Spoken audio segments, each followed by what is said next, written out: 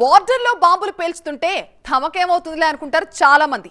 కానీ యుద్ధం ఆ దేశ కుగ్రామంలోని ప్రజలపై కూడా ప్రభావం చూపిస్తుంది తెలుసా? గత 25 ఏళ్లుగా భారత్ యుద్ధం చేయలేదు కాబట్టి ఆ విషయం మర్చిపోయి ఉంటారు అందరూ. కానీ కార్గిల్ యుద్ధం నాటి పరిస్థితులు ఒక్కసారి గుర్తుకు తెచ్చుకోవాలి. ఇక్కడ 1971లో యుద్ధం జరిగినప్పటి పరిస్థితులు కూడా మరొకసారి జ్ఞప్తికి తెచ్చుకోవాలి.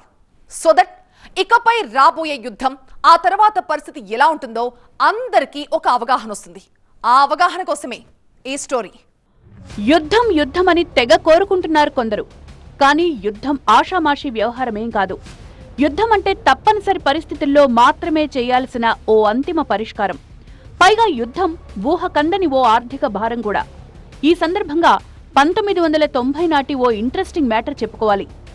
సిఐఏ, సెంట్రల్ ఇంటెలిజెన్స్ ఏజెన్సీ అని ఒకటుంది. అమెరికాకు చెందిన నిఘా సంస్థిది. ప్రపంచ దేశాల్లో ఎక్కడేం జరుగుతుందో అన్న దానిపై ఓ కన్నేసుంచడం ఈ సిఐఏ మెయిన్ డ్యూటీ. ఆ సిఐఏ 1990లో ఓ రిపోర్ట్ తయారు చేసి అమెరికా ఉన్నతాధికారులకు పంపింది.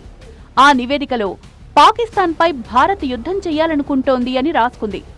సుమారు 1000 గంటల పాటు యుద్ధం చేయాల్సొస్తే, అంటే 41 రోజుల పాటు యుద్ధం చేస్తే ఎంత ఖర్చు అవుతుందనేది లెక్కలేసి పెట్టుకుంది భారత్. ఆనాటి రిపోర్ట్ ప్రకారం 1000 గంటలకు సుమారు 27,000 కోట్ల రూపాయలు ఖర్చవుతుంది అని లెక్క తేలింది. అప్పట్లోనే 27,000 కోట్ల రూపాయలంటే ఈనాటి లెక్కల ప్రకారం కనీసం లక్షల కోట్ల రూపాయలు దాటుతుంది. పెహల్గాం దాడికి ప్రతీకారం తీర్చుకోవడం కోసం భారత్ కూడా అడుగులు వేయబోతోంది. రాజ్నాథ్ సింగ్ మాటల ప్రకారం దేశం కోరుకుంటున్నదే జరగబోతోంది. ఒకవేళ అది యుద్ధమే అయితే గనక భారత్పై పడే ఆర్థిక భారాన్ని కూడా లెక్క వేయాల్సి ఉంటుంది. ఓ అంచనా ప్రకారం ఒక యుద్ధ సంవత్సరం ఖర్చు కనీసం 8 నుంచి 9 లక్షల కోట్ల రూపాయలు. అంటే దేశ జీడీపీలో ఇది 3%.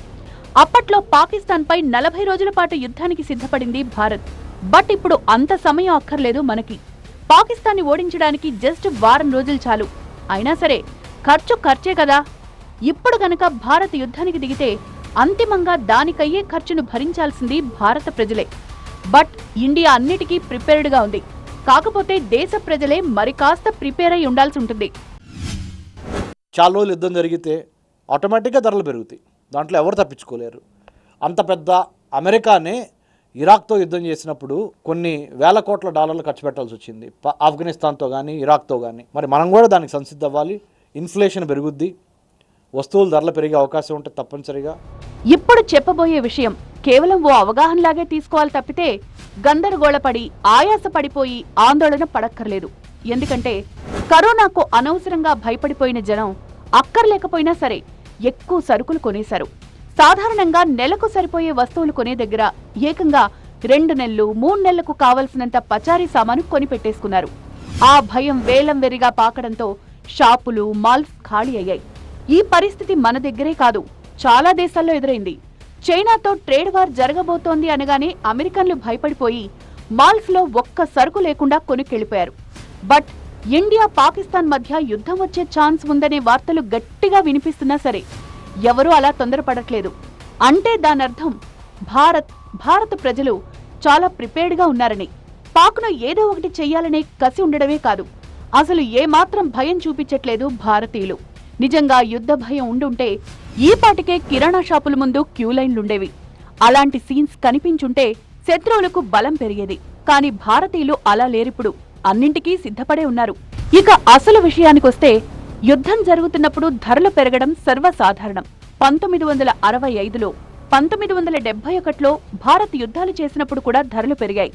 ఆ రోజుల్లో ఆహార పదార్థాల ధరలు ఏకంగా 25% పెరిగాయి. ముఖ్యంగా క్రూడాయిల్ ధరలు భగ్గుమన్నాయి. 1971 యుద్ధం తర్వాత దాదాపు 2 ఏళ్ల పాటు చమురు ధరలు ఏకంగా 70% పెరిగాయి. ఇప్పుడు కూడా అలాంటి పరిస్థితి వస్తుందా అంటే వస్తుందని చెప్పలేం గానీ సన్నద్ధంగా ఉండాల్సిన అవసరం అయితే ఉందని మాత్రమే చెప్తున్నారు ఆర్థిక నిపుణులు. తెల్లారగానే ఇంటికి పాల ప్యాకెట్ వస్తుందంటే దాని వెనక 1-2 రోజులు శ్రమ ఉంటుంది కదా. కూరగాయలు టైంకి వస్తున్నాయంటే, కిరాణా షాపుల్లోకి సామాన్లు చేరుతున్నాయంటే దానికి బోలెడు బ్యాక్గ్రౌండ్ వర్క్ జరుగుతుంది. రైళ్లు, లారీలు నిరంతరం తిరగడం వల్లే టైంకి ఇంటి ముందు కావాల్సిన సరుకులు మనకు అందుతున్నాయి. కానీ యుద్ధం వస్తే పరిస్థితి ఇలా ఉండదు.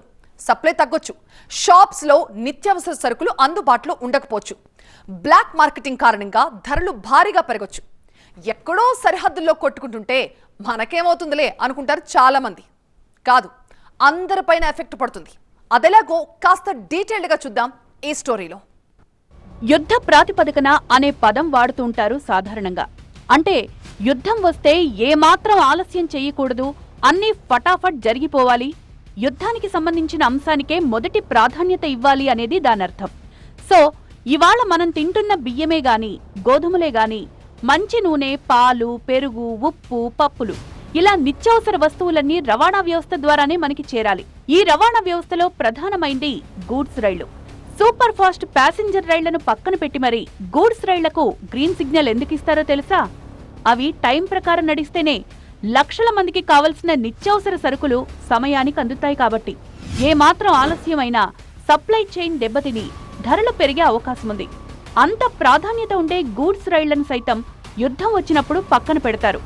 ముందుగా యుద్ధానికి సంబంధించిన వెహికల్స్, ఇతర సామాన్లను గమ్యస్థానాలకు చేర్చడానికే ప్రయారిటీ ఇస్తారు. సైనికులను తరలించడానికి కూడా వాటినే ఉపయోగించాల్సి ఉంటుంది. అలాంటప్పుడు గూడ్స్ రైళ్ల ద్వారా రావాల్సిన సరుకులు కనీసం 12 గంటల నుంచి 24 గంటలు ఆలస్యంగా వస్తాయి. ఒక్కోసారి అంతకు మించి ఆలస్యం కూడా కావచ్చు.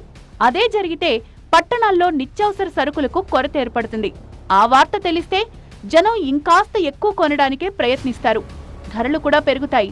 అలాంటి పరిస్థితి హైదరాబాద్ లాంటి నగరంలో ఎదురైతే గంటల వ్యవధిలోనే షాపుల్లో సరుకులు దాదాపుగా నిండుకుంటాయి. అదే సమయంలో బ్లాక్ మార్కెటింగ్ జరిగే ప్రమాదం ఉంది. ధరలు ఇంకా పెరగచ్చన్న అత్యాశతో మార్కెట్లోకి సరుకులు రానియకుండా ఆపేసే ప్రమాదం కూడా ఉంటుంది. సో కొందరు అనుకున్నట్లు ఏవో 4-5 వస్తువుల ధరలు పెరగడం కాదు, పొద్దున్న లేస్తే ఏమేం సరుకులు మనిషికి అవసరమవుతాయో వాటన్నింటి ధరలు పెరుగుతాయి. అంటే యుద్ధం వస్తే మొదటగా రవాణా వ్యవస్థ డిస్టర్బ్ అవుతుంది. అదే జరిగితే ఇప్పటిదాకా చెప్పుకున్న అనర్థమే జరగచ్చు. అంతిమంగా ధరలు ఆకాశాన్ని అంటవచ్చు.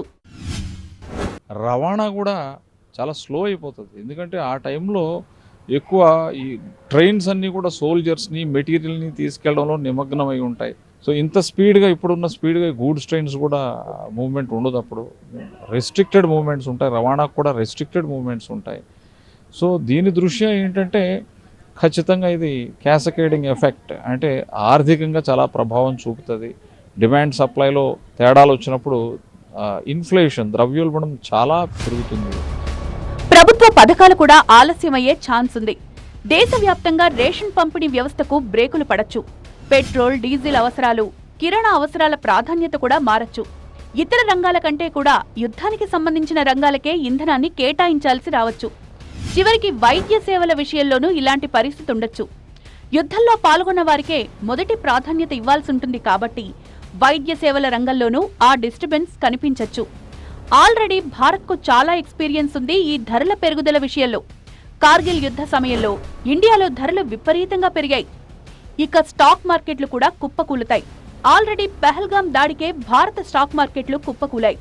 ఇక యుద్ధం వచ్చే ఛాన్స్ ఉందంటే ముందుగా కుదేలయ్యేది షేర్ మార్కెట్లే. విదేశీ పెట్టుబడిదారులు యుద్ధ భయాలకు వణికిపోతే పెట్టిన పెట్టుబడులు వెనక్కి వెళ్లిపోవచ్చు. అదే జరిగితే షేర్ల అమ్మకాల వేట సాగుతుంది. 1965లో, 1971లో యుద్ధం వచ్చినప్పుడు అదే జరిగింది. 1965లో యుద్ధం వచ్చినప్పుడు మన స్టాక్ మార్కెట్లు 12% పడిపోయాయి. ఇక 1971లో వచ్చిన యుద్ధం కారణంగా మార్కెట్ 22% పతనమైంది. ఈ లెక్కన స్టాక్ మార్కెట్లు ఎలా రియాక్ట్ అవుతాయో అర్థం చేసుకోవచ్చు. స్టాక్ ఎక్స్చేంజ్ బాగా పడిపోతుంది.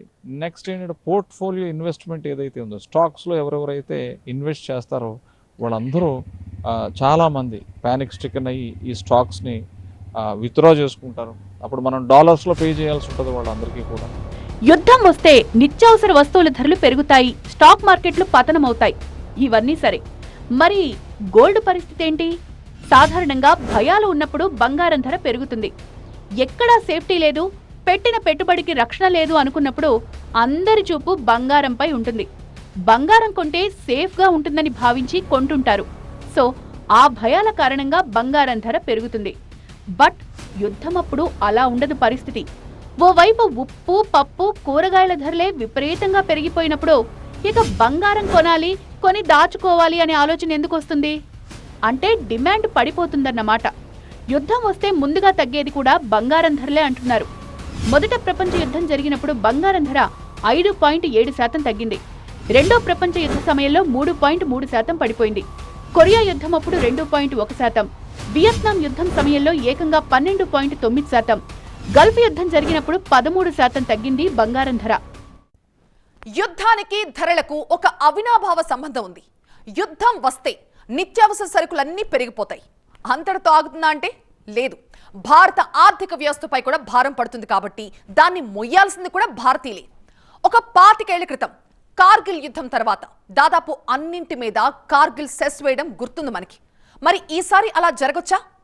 ఇంతకీ ఇండియాకే ఇంత భారం పడుతుంటే, ధరలు పెరుగుతాయని భయపడుతుంటే మరి పాకిస్తాన్ పరిస్థితి ఏంటి? అసలు పాకిస్తాన్ కోలుకుంటుందా ఈ యుద్ధం తర్వాత? యుద్ధంలో గెలవడం కావాలా, పాలు కావాలా? పాకిస్తాన్ ప్రజలను న్యూయార్క్ టైమ్స్ సర్వే సంస్థ అడిగిన సింపుల్ క్వశ్చన్ ఇది. వాళ్ళేం సమాధానం చెప్పారో తెలుసా? భారత్పై గెలవడం కంటే కూడా తమకు పాలే కావాలని అడిగారట. సహజంగా భారత్తో యుద్ధం అంటే చాలు ఒక ఎమోషన్తో తెగ ఫీల్ అవుతుంటారు అక్కడి ప్రజలు. కానీ ఇప్పుడు ఆ పరిస్థితి లేదు. భారత్తో యుద్ధం కంటే తాము బతకడమే ముఖ్యం అనుకుంటున్నారు పాకిస్తాన్ ప్రజలు. పాకిస్తాన్లో లీటర్ పాలు 224 రూపాయలు. డజన్ గుడ్లు కొనాలంటే 330 రూపాయలు పెట్టాలి. ఆల్రెడీ కిలో చికెన్ 800 రూపాయలు అక్కడ. రొట్టె కొనాలంటే 160 రూపాయలు ఇవ్వాలి. ఇక టమాటా, బంగాళదుంపలకు కిలోకి 100 రూపాయల పైన ఇవ్వాల్సి వస్తుంది. ఇలాంటి పరిస్థితుల్లో యుద్ధం వస్తే రోజుకో పూట తినడం కూడా కష్టమే పాకిస్తాన్కి. మనం యుద్ధం గురించి మాట్లాడుకున్నట్టే పాకిస్తాన్లోనూ ఓ చర్చ జరుగుతోంది.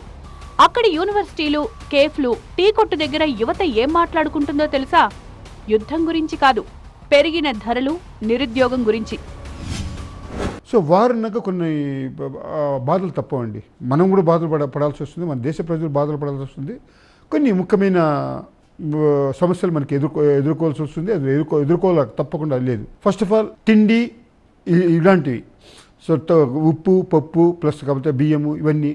సో సరఫరాలు కొన్ని మామూలుగా అన్ని చోట్ల ఆగవండి సరఫరాలు. ఎక్కడైతే మెయిన్ నగరాలు ఉన్నాయో అక్కడ ఆ చోట్ల ఆగుతాయి. పైగా యుద్ధం వల్ల భారత్ పై కొంత ఆర్థిక భారం పడచ్చేమో గానీ మన ఆర్థిక వ్యవస్థకేం కాదు. ప్రపంచంలోనే 5వ అతిపెద్ద ఆర్థిక వ్యవస్థ మనది. మరి పాకిస్తాన్ది నెంబర్ చెప్పడం కూడా అనవసరం, అంత దిగువనుంది. మనది $4.2 ట్రిలియన్ ఎకానమీ. మరి పాకిస్తాన్దో జస్ట్ $340 బిలియన్. ఏటా 6.5% వృద్ధి రేటుతో దూసుకువెళ్తోంది భారత్. పాక్ గ్రోత్ రేట్ కేవలం 2%. యుద్ధం వస్తే విదేశీ ఇన్వెస్టర్లు డాలర్లను వెనక్కి తీసుకుంటే, రూపాయి విలువ పడిపోతే మనల్ని మనం రక్షించుకోవడానికి $678 బిలియన్ విదేశీ మారక నిల్వలున్నాయి. కానీ పాకిస్తాన్ దగ్గర 3 నెలలకు సరిపడా డాలర్లు మాత్రమే ఉన్నాయి.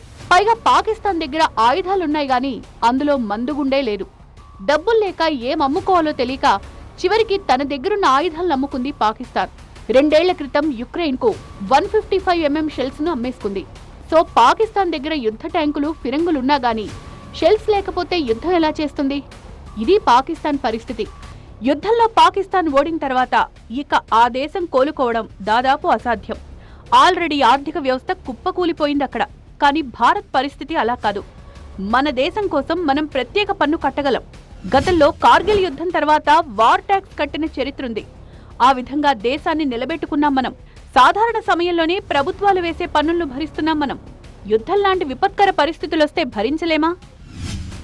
యుద్ధ వాతావరణంలో ఉన్నటువంటి ఖర్చులను భరించడం కోసం ప్రభుత్వం అవసరమైతే కొన్ని ప్రత్యేకమైన సెస్సులను కూడా వేయడానికి ఆస్కారం ఉంటుంది. అది వినియోగ వస్తువులపైన కావచ్చు, లేదా ప్రత్యేకమైన సెస్సును కూడా విధించి ఆ యుద్ధ భారాన్ని, ఖర్చులను భరించడానికి చేసేటువంటి అవకాశం కూడా మనకు స్పష్టంగా కనబడుతుంది. యుద్ధం జరిగితే ప్రభుత్వానికి ఇంకాస్త ఎక్కువ నిధులు అవసరమవుతాయి కాబట్టి భారతీయులు వార్ ట్యాక్స్ ను భరించడానికి సిద్ధంగా ఉండాల్సి రావచ్చు. ఆ ట్యాక్స్ డబ్బులను ఉపయోగించేది కూడా దేనికో కాదు, మన సైనికుల కోసం, యుద్ధానికి కావలసిన సామాగ్రి కోసం, యుద్ధంలో పాల్గొనే వారికి ఆహారం అందించడం కోసం, సైనికులు తరలించడం కోసం ఉపయోగిస్తారు. బట్ పాకిస్తాన్లో ఇంకెలాంటి ట్యాక్స్ భరించేందుకు అక్కడి ప్రజలు సిద్ధంగా లేరు. సో అందుకే అంటున్నది, యుద్ధం వస్తే పాకిస్తాన్ ఖజానా కేవలం 4 రోజుల్లోనే ఖాళీ అయి యుద్ధంలో ఓడిపోయామని చెప్పుకుంటుందని అంటున్నారు యుద్ధ రంగ నిపుణులు. కోరుకోవడానికి అడ్డే ఉంది, యుద్ధం కావాలని, యుద్ధం రావాలని ఎవరైనా కోరుకోవచ్చు. అలా కోరుకున్న వాళ్ళు దాని పర్యవసానాలు కూడా భరించాల్సి ఉంటుంది. ఉన్నత మధ్యతరగతి వర్గాలు ఎలాగూ ఆ యుద్ధ భారాన్ని మోస్తాయి, మొయ్యగలవు కూడా. ఇటొచ్చి పేదోళ్లే ఆ పర్యవసానాలని, కాస్త ఎక్కువ నష్టాన్ని భరించాల్సి ఉంటుంది. ఆ ఒక్క వర్గాన్ని కనిపెట్టుకుని కాపాడుకోగలిగితే చాలు, శత్రువు అంతు చూడొచ్చు. అయినా యుద్ధం అంటే భయపడిపోయే స్థితిలో భారత్ లేదు. వార్ తర్వాత ఆర్థిక వ్యవస్థ ఏమైపోతుందో అన్న ఆందోళన కూడా లేదు. ప్రపంచంలోనే 3వ అతిపెద్ద ఎకానమీగా దూసుకెళ్తున్న భారత్కి యుద్ధం గురించి చింతే లేదు. అందుకే ప్రతి భారతీయుడు కోరుకుంటున్నదే జరగబోతోంది అన్నారు రాజ్నాథ్ సింగ్. సో ఇక మీదట ఏం జరగబోతుందో చూడాలి. ఇది వాటి బర్నింగ్ టాపిక్.